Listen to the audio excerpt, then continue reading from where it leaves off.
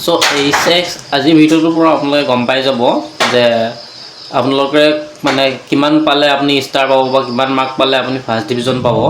কাৰণ এইটো HSLCৰ পৰা বহুত বেলেগ হয়, কাৰণ HSLCত আপুনি 360 পালেহে আপুনি ফাৰ্ষ্ট ডিভিজন পায়, কিন্তু ইয়াত আপুনি 300 পালে আপুনি ফাৰ্ষ্ট ডিভিজন পাব। বলকচোন আপোনালোকে দেখাই দিওঁ কেতিয়া আপুনি কিমান পালে ষ্টাৰ পাব, কেতিয়া ডিষ্টিংশ্যন পাব আৰু কেতিয়া পালে আপুনি first division, second division, third division.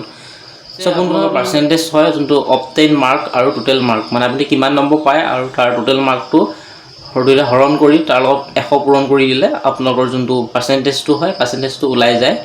So মই প্ৰথমতে আপোনালোকক দেখাই দিছোঁ। সো মানে চাওক আপোনালোকে যোনটো ডিভিজন বুলি ক'বলৈ গ'লে যদি 60% পায় তেতিয়াহ'লে আপোনাৰ ফাৰ্ষ্ট ডিভিজন হ'ব, আৰু বাকী যদি 45ৰ পৰা 59% পায় তেনেহ'লে ছেকেণ্ড ডিভিজন, আৰু 30%ৰ পৰা 44% পায় তেনেহ'লে আপুনি থাৰ্ড ডিভিজন। বাকী যদি 30% তলত পায় তেনেহ'লে ফেইল কৰে। সো মই এতিয়া 60% বুলি ক'লোঁ, 60% পাবলৈ কাৰণে আপুনি কিমান মাৰ্ক পাব লাগিব, সো মই সেইটো বুজাই দেখাই দিছোঁ আপোনালোকক। এতিয়া এইটো চাওক, উদাহৰণ যদি এতিয়া টোটেল মাৰ্ক হৈছে যিহেতু 500, আপোনাৰ কিন্তু এক্সাম হৈছে 600 মাৰ্ক, আপোনাৰ কিন্তু 500 ধৰা হ'ব। সো 300 যেতিয়া আপুনি মাৰ্ক পাব, 300 মাৰ্ক পালে আপুনি ফাৰ্ষ্ট ডিভিজন পাব। বাকী 225ৰ পৰা 299 ভিতৰত যদি আপুনি পায়, যদি আপুনি এতিয়া ধৰিছোঁ 225 আছে, আপুনি যদি 226 পায় তথাপিতো আপুনি ছেকেণ্ড ডিভিজন পাব।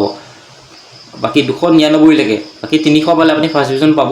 বাকী 150ৰ পৰা মানে 224 সেইটোৰ ভিতৰত যদি আপুনি পায় আপুনি থাৰ্ড ডিভিজন পাব। বাকী নেক্সট হ'ল আপোনাৰ যোনটো ষ্টাৰ মাৰ্ক আৰু ডিভিজন, তাৰ বিষয়ে আপোনালোকক আলোচনা কৰোঁ মই।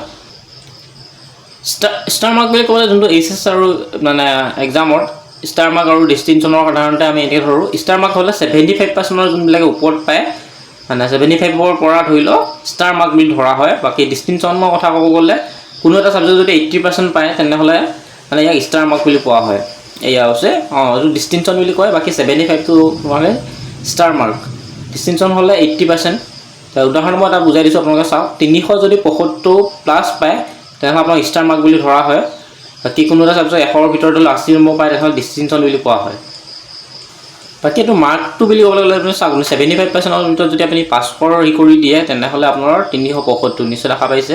তেনেহ'লে 375 পালে আপুনি গম পাব যে মই ষ্টাৰ পাইছোঁ।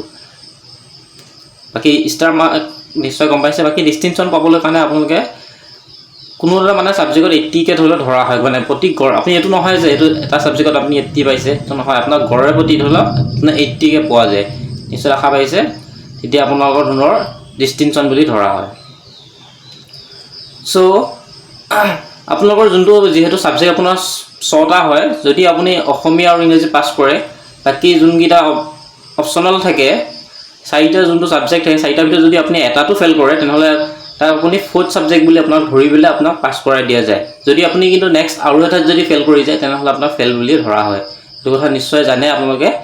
সো আপোনালোকৰ ৰিজাল্টটো ভাল হওক বুলি মই আশা ৰাখিলোঁ, আৰু কাৰ ৰিজাল্ট কি হ'ব মোক কমেণ্ট ছেকশ্যনত জনাই দিব নাপাহৰিব। আৰু আপোনালোকে এই ইনফৰ্মেশ্যনটো যদি ভাল লাগিলে আপোনাৰ লগৰ বন্ধুসকলকো শ্বেয়াৰ কৰি দিব। তো আজিলৈ ইমানেই। তো লগ পাম আৰু এটা নতুন ভিডিঅ'ত। ধন্যবাদ। জয়